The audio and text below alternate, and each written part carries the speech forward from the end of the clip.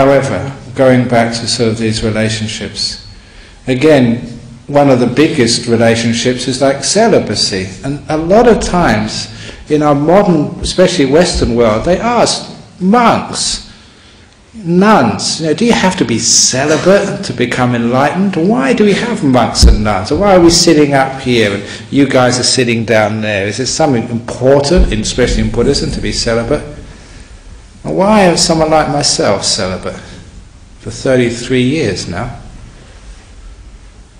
There's something very important about this, because part of Buddhism, and I think many of you have understood this, you've been here long enough, is to learn about sort of simplicity, contentment with little, being easily satisfied, unburdened with duties.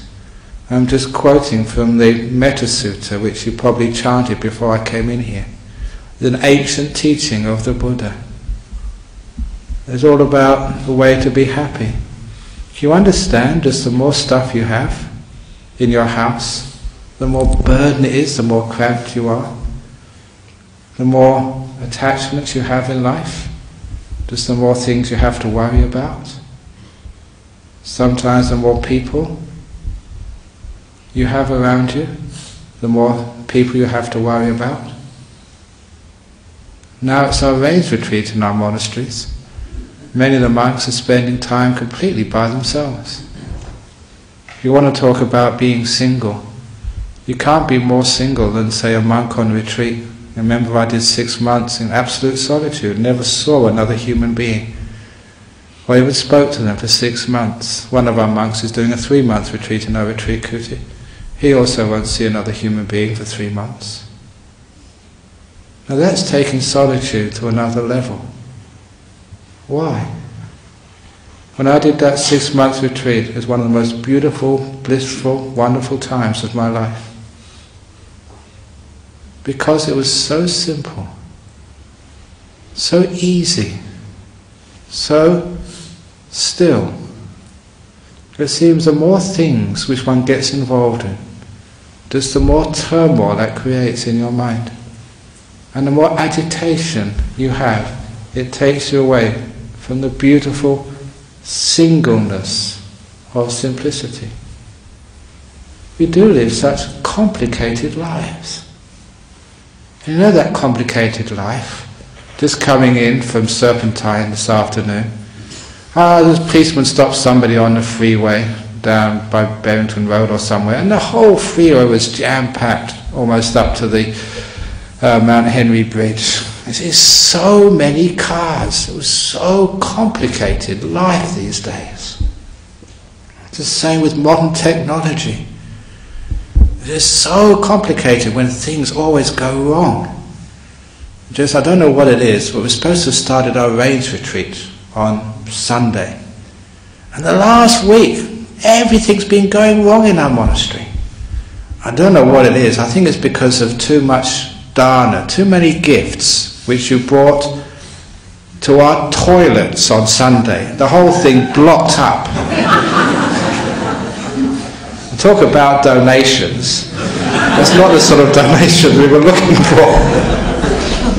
And the whole thing blocked up and the toilet started overflowing, they're backing up, and poor old Ajahn Brahmani had to spend days digging up until he finally found out what was going on, and it flooded our sewage system and just had to have it pumped out yesterday for a couple of $1,000 that cost us. And not only that, but our sound system failed for recording the talks on a Wednesday night, and even the microphone wouldn't work, and the gas heater outside the kitchen which warms the water for washing the dishes broke down, and our car, the second car, the Suzuki, which we have to run around in, that sort of had an oil leak, and there was no water coming to my hut, and everything was going wrong. I'm thinking some sort of demon must have realised, and these monks are getting too close to enlightenment, we have to stop them, quick. Well, I don't know why these things happen, but of course, there they are, they happen. But even in a monastery, it can get so complicated. That's why most of the monks, by their huts, they just got little bush toilets, little holes in the ground. They never back up, they never go wrong. And it's wonderful just to keep it simple and you don't have so many problems. Which is one of the reasons why that people do choose to be single. There's a lot of simplicity in that. And that is actually an attraction of the single lifestyle, if you can do it. Some other people, they can't do that. They do need a sort of a partner in life. But don't think you're doing something wrong or you're a lesser person for being single. Now, I'm celibate myself, obviously, and I understand just the beauty of that simplicity, of spending time by oneself. But when you spend time by oneself, please don't get married to the TV or to the computer, because many people have got partners, the screen partners. They spend so much time, communing with the sort of the screens. You wonder, I can understand they're not really alone. They're just married to the computer or married to the TV or married to their iPod. But if you really understand just how wonderful it is just being very simple and peaceful, after a while you can really get into it. There's nothing to do. There's no one to speak to. So the mind can be silent and still. You see that what one is doing is one is going out from the world and going inside the mind, inside to a place of peace and stillness. Sometimes people, when they are by themselves, again, they just, instead of looking at the right place, they actually go out searching for things to disturb themselves. I've often noticed, as a monk you don't watch TV, but I remember one TV show which was on when I last watched TV, was the first soap opera, the soapy, was Coronation Street, and apparently that's still going on. All the other TV series, they're mostly finished. But whether it's these days EastEnders or Neighbours, how long has Neighbours been going on? And people still watch it. Why do they watch those things? A lot of times there's always problems and difficulties which happen in those dysfunctional households. It's one of the reasons there will never be a soap opera about Bodhinyana Monastery or Dhammasara Nuns Monastery. Simply because not enough rotten things happen there. It's all just too peaceful and nice and easy. Except for maybe the septic system sort of banging, going bung or whatever. But I often wonder why people like to watch those things. Is because they like to worry about things. They haven't got enough worries already with their partner, or with their kids, or with their job, or with their health. They want to worry about somebody else's partner, or job, or health. Because we don't know how to be simple. We don't know how to enjoy simplicity. Even on a weekend, because I come up from Serpentine, you see all these cars going down south for the weekend, to get away from it all, so they can go be with everybody else. And when I go home, usually on a Sunday, see all the cars coming back again. I really love going in the opposite direction to everybody else. It means you have much more space on the freeway. But why do people do that? They've got these beautiful houses. Why is it you spend all this money on a beautiful house or apartment, and the first chance you have, you go and leave it to go on holiday? Why don't you enjoy the house? A lot of the time we don't like simplicity. And when you start to understand what Buddhism, we're celebrating that simplicity. We're enjoying it. We're finding there's a lot of peace there. The less things you have, even sometimes the less people you have around you. When you've only got yourself. If you're a friend to yourself, you're never lonely. That's one of the things which I had, insights I had, having spent so many hours, so many days sometimes in solitude as a monk. People would ask me, aren't you lonely as a monk? Don't you miss people being around? I say, no, of course not. Well, don't you get lonely? I say, I'm not lonely, because just in that story, there's always somebody watching. Me. Wherever I go, there's always somebody there. Me.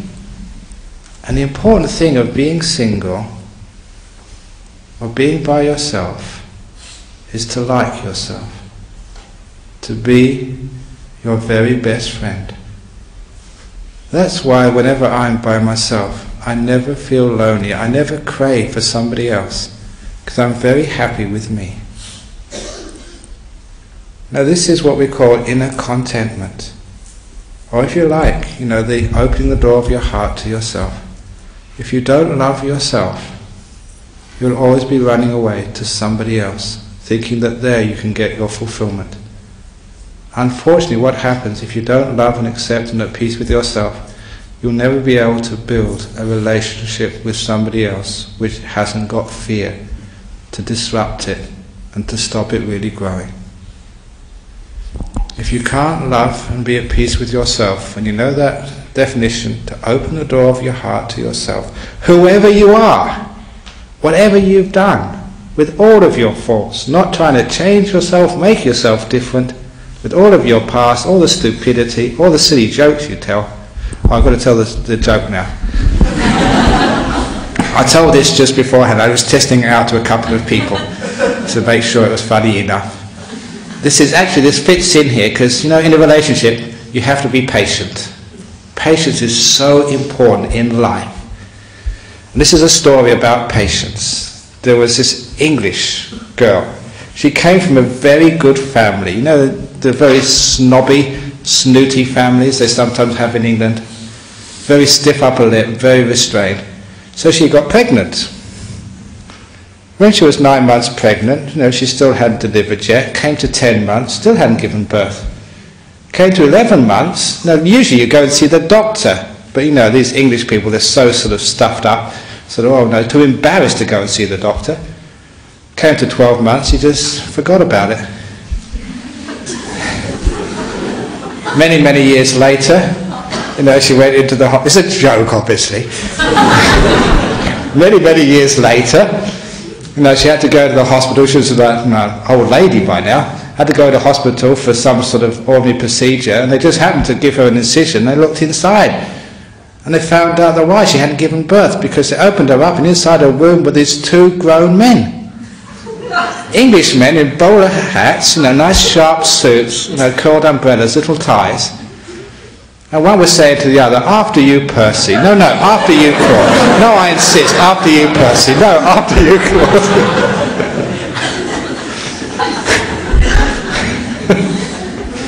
I think you understand that stupid joke. But even though I tell stupid jokes, I forgive myself. I'm at peace with myself. I love myself for who I am. That's why sometimes I try the jokes out on myself, and I laugh around jokes sometimes. In my cave of serpents, you hear any laughter coming out of there, it's me laughing at my own jokes. Why not? So if you're at peace with yourself, if you love yourself, if you forgive yourself, you never feel lonely. You're content with little. You're not demanding. You're happy by yourself, fine. Someone else comes along, fine, you can live with them. They go, fine, you can go. You understand, this means that you're happy no matter what. That's one reason why we call this like non-attachment or letting go. Because attachment means you have to have this person, you have to have that person, you have to have this in order to be happy. In other words, your happiness always becomes dependent. Depending on having that partner around. Depending on having those people to support you. Depending on having those kids who love you. Remember, when your happiness is dependent, it's very fragile and uncertain. Because people leave, things go wrong. And you can't stop it sometimes. This is what happens. That's what happens to septic systems. They stuff up. That's what they have plumbers for. If they didn't put stuff up, we wouldn't have any plumbers getting any work. So relationships sometimes, they begin, therefore they must end. People go to different parts of the world. Sometimes they die. This is our nature. If your happiness is dependent upon having that person or those people around, you know you're asking for suffering. But can we find another type of happiness? And the Buddha said, yes, you can. A happiness which you could enjoy that person when they're around. And enjoy the moment. But when they depart, you don't linger on the past. You let it go.